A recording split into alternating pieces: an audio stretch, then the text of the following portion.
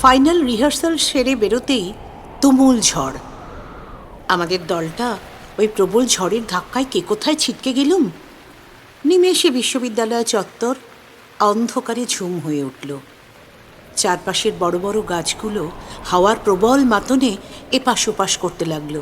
চোখে মুখে ধুলো ঢুকে যাচ্ছে, ধুলোবালি, শুকনো পাতা উড়ছে চারপাশে। ফের আছড়ে পড়ল। আমি দাঁড়িয়ে আছি স্থির, দলছুট, একা। বৃষ্টি এলো। আবছা আলোয় দেখতে পেলুম অল্প দূরে একটা ঝাঁকড়া মাথাওয়ালা গাছতলায় কে যেন দাঁড়িয়ে আছে।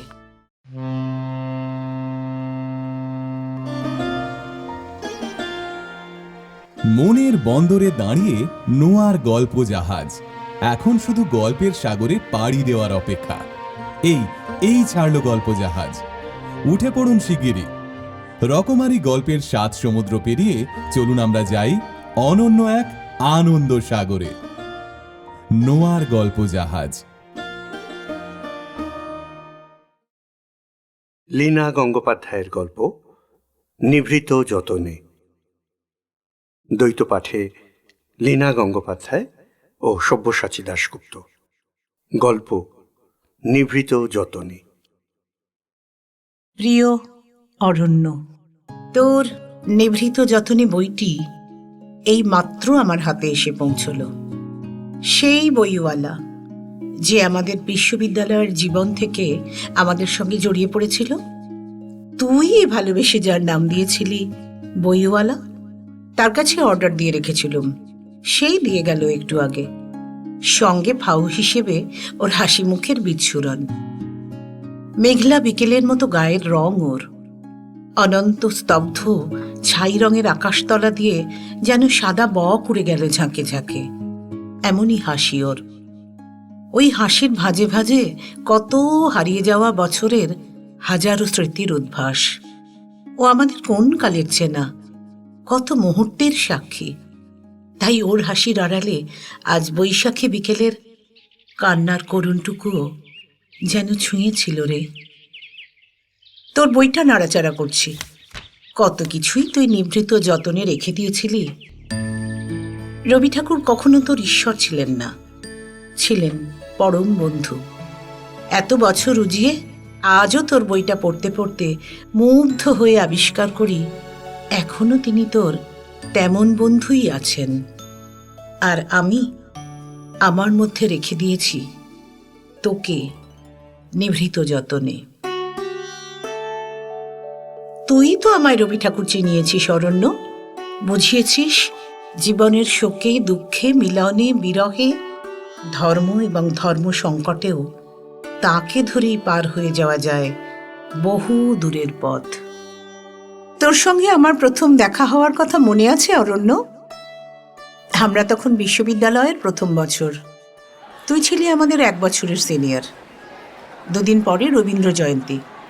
ফাইনাল রিহার্সাল সেরে বেরোতেই তুমুল ঝড়। আমাদের দলটা ওই প্রবল ঝড়ের ধাক্কায় কে কোথায় ছিটকে গেলুম। নিমেষে বিশ্ববিদ্যালয় চত্বর অন্ধকারে ঝুম হয়ে উঠল। চারপাশের বড় বড় গাছগুলো হাওয়ার প্রবল মাতনে এপাশ ওপাশ করতে লাগলো। চোখে মুখে ধুলো ঢুকে যাচ্ছে, ধুলোবালি, শুকনো পাতা উড়ছে চারপাশে। কোথাও একটা বন্ধ দরজা হাট হাট খুলে গেল ঝড়ের ধাক্কায়। ফের আছড়ে পড়ল। আমি দাঁড়িয়ে আছি স্থির, দলছুট, একা। আচমকা ঝাঁপ দিয়ে পড়া কালবৈশাখী তখন আমার শরীরে, মনে। তারপর কখন মেঘ ডাকলো, আকাশ কেঁপে উঠল। বিদ্যুতের ঝলকে 2 চোখ বন্ধ হয়ে গেল। শিউরে উঠলাম। বৃষ্টি এলো ঝমঝমিয়ে, সব তাপ ধুয়ে যাচ্ছে। এত তাপও ছিল ভিতরে। ততক্ষণে আঁধার সয়ে গিয়েছে। আবছা আলোয় দেখতে পেলুম অল্প দূরে একটা ঝাঁকড়া মাথাওয়ালা গাছতলায় কে যেন দাঁড়িয়ে আছে, হাত দুটো আকাশ পানে তোলা, মোনাজাতের ভঙ্গি। আমার মতোই ঝড়ে জলে ভিজছে সেও। তার উদাত্ত গলায় গান ভেসে এসে এই বাদল বাতাসে কাঁপিয়ে দিল আমায়। গান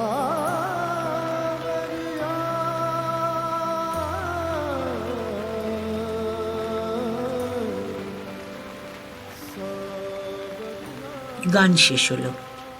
হলো চার চোখের মিলন। যেন আকাশ থেকে এক অলৌকিক আলো এসে পড়ল আমাদের মাঝখানে। ওই আলোয় যাবতীয় অন্ধকার গেল ঘুচে। আমার দু চোখ পেয়ে জলের ধারা। তখন তো তোর নামটুকুও জানি না। তুই কিন্তু স্থির, অবিচল। নিজেই পরিচয় দিলি। আমি অরণ্য, ফাইনাল ইয়ার। তুমি? এর আগে এত লোক আমাকে তুমি বলে ডেকেছে, কিন্তু এই তুমি আলাদা, অন্যরকম, অশ্রুত। আমি আকাশ লীনা। বাহ, তুমি কাঁদছো কেন? চোখের জল মুছে নাও। আমার ভিতরে তখন উথাল পাথাল ঝড়। বাইরের ঝড় এলোমেলো বিপর্যস্ত করে দিল আমায়। ঝড় থামল, অঝোর ধারায় বৃষ্টি এলো, ভাসিয়ে দিল আমায়। এতদিন অপেক্ষার পর আমার জীবনে সত্যি ঝড় এলো। এলো বৃষ্টি। এই ঝড় এবং বৃষ্টি দুই আমার নিজস্ব। এরপর তোর আর আমার চলা। বিশ্ববিদ্যালয়ের নিভৃত কোণ, কলেজ স্ট্রিটের পুরনো বইয়ের গন্ধ, অন্ধ গলি, কফি হাউসের নির্দিষ্ট টেবিল, ন্যাশনাল লাইব্রেরির প্রাচীন গাছের ছায়া গায়ে মেখে তোর জীবনের টুকরো টুকরো ছবি দেখা। কখন যেন মিলেমিশে একাকার হয়ে যেত তোর আর রবিবাবুর অন্তঃপুরের গল্প। তুই তোদের গ্রামের বাড়ির গল্প করতিস আমায়। তুইও তো বীরভূমেরই একটা গ্রাম থেকেই কলকাতায় পড়তে এসেছিলি। তোর মুখে শুনে শুনে তোদের গ্রামের বাড়ির ছবি আঁকা হয়ে গিয়েছিল আমার মনে। আমি চোখ বুজে বলে দিতে পারতাম সে বাড়ির নকশা। তোর ছেলেবেলার গল্প, বড় হয়ে ওঠার গল্পে আমার নেশা ধরে যেত। তোর গল্প রবিবাবুর গল্প হয়ে উঠত। রবিবাবুর গল্পে মিশে থাকতো তোর গল্প। তোর মায়ের চলে যাওয়া কোনো দিন মেনে নিতে পারিসনি তুই। খেই বা পারে বল? তবে তোর মতো এত কষ্ট বয়ে বেড়াতেও দেখিনি কাউকে কখনো। তোর 7-8 বছর বয়সেই তিনি পৃথিবী ছাড়েন। যে রাতে তিনি চলে যান, তখন তুই তোর এক পিসিমার কাছে ঘুমোচ্ছিলি। অনেক রাত তখন। হঠাৎ বাড়ি জুড়ে আর্তচিৎকারে তোর ঘুম ভাঙে। কি হয়েছে ভালো করে বোঝার আগেই কিছু লোক তোদের বাড়ির দরজার বাইরে তার দেহ তুলে নিয়ে চলে গেল। নিভু নিভু আলোয় তিনি চিরকালের জন্য ঘর ছাড়লেন। কাঁচা ঘুম ভেঙে ওঠা বালকটি দুঃস্বপ্ন ভেবে ফের পাশ ফিরে ঘুমিয়ে পড়ল। সকালে উঠে বুঝতে পারছিল যে ছিল সে আর নেই। চিরদিনের মতো একটা নেই তোর অন্তরে বাসা বাঁধল। যে কাল রাতে স্তিমিত আলোয় ঘর ছেড়েছে, সে আর কখনো কোনো দিনও কোনো উজ্জ্বল আলোর হাত ধরে ফিরে আসবে না তার শূন্য ঘরে। তোর একমুখ দাড়ি, হঠাৎ সন্ধে ঘনিয়ে ওঠা গায়ের রং, দেবদারু গাছের মতো দীর্ঘ শরীর থেকে এক অপূর্ব গন্ধ ভেসে আসত। লক্ষ লোকের মধ্যেও না আমি ঠিক চোখ বুজে বলে দিতে পারতাম তুই কোনজন। প্রথম যেদিন তোর আর আমার নিভৃত নৈকট্য হলো, সেদিন তুই খুব যত্ন করে আমার হাত ধরে তোদের বাড়ি নিয়ে গেলি। তোদের প্রকাণ্ড ভাঙাচোরা জমিদার বাড়ির নকশাটা তো আমার আগেই মুখস্থ ছিল। সিঁড়ি দিয়ে উঠতে উঠতে তোর স্পর্শ, তোর শরীর থেকে ভেসে আসা নিজস্ব সুবাস আমাকে বিহ্বল করছিল। তুই তোর মায়ের ঘর দেখালি আমায়, মায়ের কথা বললি। তোর নিঃশ্বাস থেকে বেদনা ঝরে পড়ছিল। সিঁড়ির শেষ মুখে দাঁড়িয়ে আমি অনেকটা হাত উঁচু করে তোর উমড়ো ঝুমড়ো চুলে হাত বুলিয়ে দিলাম। তুই ডাকলি, ঘরে আয় ছুটি। তোর দেওয়া ভালোবাসার নাম। ঘরে গেলাম। অনেক বইপত্র ছড়ানো ছেটানো। তখন অপূর্ব একটি বিকেল জন্ম নিচ্ছিল নিদারুণ দুপুরের ভিতর থেকে। ভালোবাসা তখন কুয়াশার মতো বিস্তার করছিল আমাদের শরীর আর মনে। ওই কুয়াশার মায়ায় আমরা জড়িয়ে গেলাম অনিবার্য। আমার চোখ ভরা জল। সুখে আমি অমনি, সুখেও কাঁদি, দুঃখেও। তুই তোর দাড়ি ভরা মুখ গাল ঘষে দিচ্ছিলি আমার গালে, আমার চোখের জল শুষে নিচ্ছিলি তোর উষ্ণ জিভ দিয়ে। সেদিন সারা রাত তোদের ছাদে আমি আর তুই গল্প করলাম। রবি ঠাকুরের গল্প, তোর গল্প, আমার গল্প, আমাদের গল্প। তুই বলছিলি রবি ঠাকুরের নিঃসঙ্গ জীবনের কথা, নতুন বৌঠানের কথা, আরও কত কি। তুই ওই প্রকাণ্ড ছাদে ফিকে চাঁদের তলায় দাঁড়িয়ে বসন্তের গল্প বলছিলি। যখন দোল পূর্ণিমার চাঁদ ওঠে গগন জুড়ে, জোছনা একেবারে সমুদ্রের ফেনার মতো উপচে পড়ে চারদিকে, তখন তোর মনে হয় ওই জোছনার মধ্যেই মিশে আছেন তোর মা। বলতে বলতে তোর গলা ঈষৎ ভেঙে আসছিল, তোর চোখ চিকচিক করছিল অশ্রুতে। পরদিন ফিরে আসার সময় কৃষ্ণকলি এলো দেখা করতে। আমারই বয়সী, যেন ভুবনডাঙ্গার মাঠ পার হয়ে এলো সে। রবিবাবুর কৃষ্ণকলিই যেন সে। অমনি কাজল কালো টানা টানা চোখ, অমনি মুক্ত বেনিটি, ঝলমলে গলায় কথা বলল সে। চলে যাচ্ছ? আমি মুগ্ধ। হ্যাঁ, কিন্তু তোমাকে তো ঠিক। অরণ্যদা বলেনি আমার কথা? আমি কৃষ্ণকলি, এখানেই একটা স্কুলে পড়াই। ও, তুমি তো আকাশ লীনা, অরণ্যদার বন্ধু। আবার এসো। কাল আমি ছিলাম না, তাই দেখা হলো না। কলকাতায় এলে আমাদের বাড়ি এসো। কৃষ্ণকলির খিলখিল জলতরঙ্গ হাসিতে কাচের বাসন ভেঙে যাওয়ার ধ্বনি। যেতে তো হবেই, আমার মা আর অরণ্যদার মাঝে সই বকুল ফুল। জন্ম থেকেই তো আমাদের বিয়ে ঠিক। কি কেমন সারপ্রাইজ দিলাম, হাসছে কৃষ্ণকলি। অনেক অনেক কাচের বাসন ভেঙে যাচ্ছে চারপাশে। এই ভাঙনের শব্দ আমাকে পাগল করে দিতে থাকলো। ও, অস্ফুট এই ও শব্দটুকু ডুব খেল আমারই ভেতরে। আমি আকাশ জুড়ে শঙ্খ আর উলুধ্বনি শুনতে পেলাম। গোটা গাঁ যেন উৎসবে মেতে উঠেছে। দূরে কোথাও দ্রিমি দ্রিমি শব্দের ঢাক বেজে উঠল। নাকি ও মাদল? একজন বাউল সামনের লালমাটির পথ ধরে যেতে যেতে সবুজ ধান ক্ষেতের আলপথ ধরল। পাখি ডাকছে এদিক ওদিক। বাউল যেতে যেতে তার গানখানি রেখে গেল শুধু। অনন্ত চরাচর এক নিঃসীম প্রকৃতির বুকে আমার সমগ্র বেদনা তখন একটি গান হয়ে ভাসতে থাকলো শুধু। অরণ্য আর আমার মধ্যে তখন একটি গান দুলতে লাগলো শুধু। ফেরার পথে আমি একা। সেই যে হনহন করে বেরিয়ে এলুম সোজা ট্রেন ধরে কলকাতায়। ট্রেনে জানলার ধারে সিট পেয়ে গেলাম।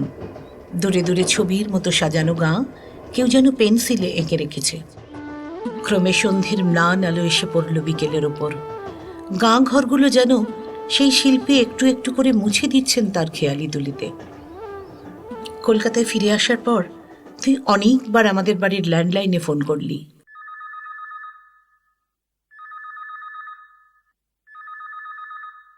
তখন তোর গবেষণা প্রায় শেষের দিকে, আমিও চাকরির চেষ্টায়। সেদিন ফিরে আসার পর আমি আর কখনো তোর ফোন ধরিনি। আমার চলমান ফোন নীরব থেকেছে তোর ডাকে। তুই বাড়িতে এসে অপেক্ষা করেছিস, আমি দেখা করিনি। অসংখ্য বার্তায় ভরে গিয়েছে আমার মুঠো ফোন, আমি পড়েই দেখিনি। তুই জানিস না অরণ্য, কত দিন কত রাত রবির নতুন বৌঠানের মতো আমিও চেয়েছি মরতে। কত রাত চোখের জলে ভিজে পান করেছি, আর না, এ জীবন আর নয়। তখন উজ্জ্বল তারা ভরা আকাশ স্বপ্নের মতো চেয়ে থেকেছে আমার দিকে। শান্ত হয়েছি তখনকার মতো। যেসব বন্ধুরা আমাদের কথা জানত তারা আসতো, আমার হাতে হাত রেখে চুপ করে বসে থাকতো, কেউ তোর কথা বলতো না। শুধু একদিন কেই যেন বলল, কাল তো অরণ্য বিদেশ চলে গেল রবীন্দ্র অধ্যাপক হয়ে। কি আশ্চর্য!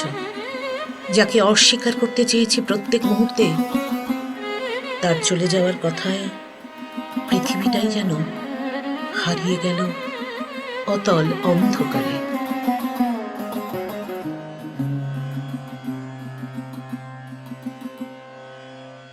এখন আমি অনেক দিনের দিদিমণি। আমাদের সেই স্মৃতিমাখা বিশ্ববিদ্যালয়ে পড়াই। তোর আর আমার মাঝখানে 12টা বছর কেটে গেছে। এখন তোর বিশ্বজোড়া নাম, কত বই তোর, বাংলায়, ইংরেজিতে। এবার তো তুই আমাদের বিশ্ববিদ্যালয়ে আসছিস রবীন্দ্র জয়ন্তীতে। কি করে এড়ানো যায় তোকে বুঝতে পারছি না। তুই আবার একটা মহাকাণ্ড বাঁধিয়েছিস। এই নিভৃত যতনে বইটি তুই আমাকে উৎসর্গ করে বসেছিস। উৎসর্গের পাতায় জলজল করছে। আমার হারিয়ে যাওয়া ছুটিকে তার অরণ্য। কিন্তু তোর কৃষ্ণকলি, ছুটিকে একদিন হারিয়েছিলি বলেই তো কৃষ্ণকলিকে পেলি, নাকি কৃষ্ণকলি ছিল বলেই ছুটি হারিয়ে গেল চিরকালের মতো? এই বইতে তুই রবি ঠাকুরের নিভৃত যতনে রেখে দেওয়া মুহূর্তগুলো খুঁজে বের করতে গিয়ে আমাদের নিভৃত যতনের মুহূর্ত মিলিয়ে মিশিয়ে একাকার করে দিয়েছিস। পাহাগোলার কাকে বলে? এসব আমাকে যে কতটা শেলবিদ্ধ করে এখনো, এই উজিয়ে আসা বয়সেও বুঝিস না তুই অরণ্য? আজ তোর বইয়ের আনুষ্ঠানিক প্রকাশ হয়ে গেল। আমার ওপরেই দায়িত্ব পড়েছিল তোকে বরণ করে নেওয়ার। আচ্ছা, বরণের সময় অমন ড্যাব ড্যাব করে তাকিয়ে থাকে কেউ? আমার তখন প্রবল বন্যায় নদীর দুকুল ভেঙে চুরে হারিয়ে যাচ্ছিল যাবতীয় সীমানা।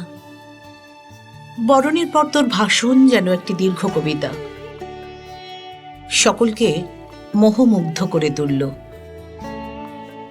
এখনকার অস্থিরতা, সংকট, ধর্ম সবই ছুঁয়ে ছুঁয়ে গেলি, অথচ সব মিলে যেন এক অপূর্ব গান হয়ে উঠল। এই দেখ, আজ বৈশাখের 25, দিন 15 ধরে যা দাবদাহ চলছে, আমি আবার ঠান্ডা ঘরে বেশিক্ষণ থাকতে পারি না, দম বন্ধ হয়ে আসে। একটু আগে সব জানলা দরজা খুলে দিয়েছি। এখন ঝড় উঠল, কাল বৈশাখী। এই রে, আলো নিভে গেল যে, কি করি এখন?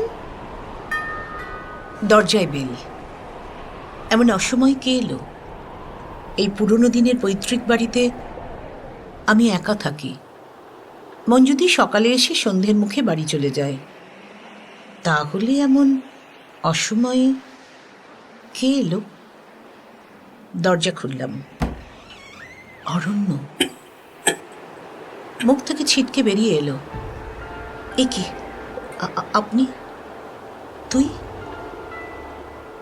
তুমি? তুই তুই আগের মতোই। এত রাতে? আসতেই হতো। কেন? একটা প্রশ্নের উত্তর চাই যে। 12 বছর অপেক্ষা করেছি শুধু এই প্রশ্নের উত্তর পাবো বলে। ওসব কথা থাক অরণ্য। অরণ্য নয়, অরণ। ভেতরে যেতে বলবি না? আয়। অরণ্য ভেতরে এলো।